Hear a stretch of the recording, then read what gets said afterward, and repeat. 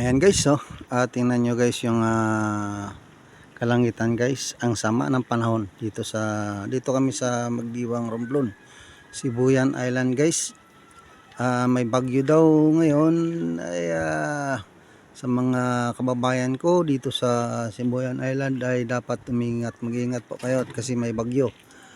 At siguro ay dito naman po sa Magdiwang hindi naman kalakasan ng bagyo.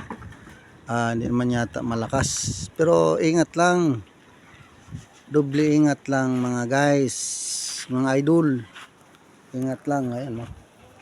Masama ng panahon guys, so hindi nasira ng ni Upong. Ayan, no?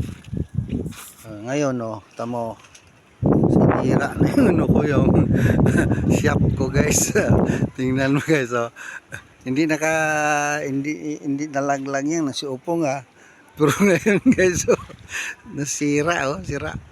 Ayan guys, pero hindi pa masyado malakas ang hangin, pero nahira na yung ano ko, yung aking shop. Ayan guys, okay, hanggang dito lang muna.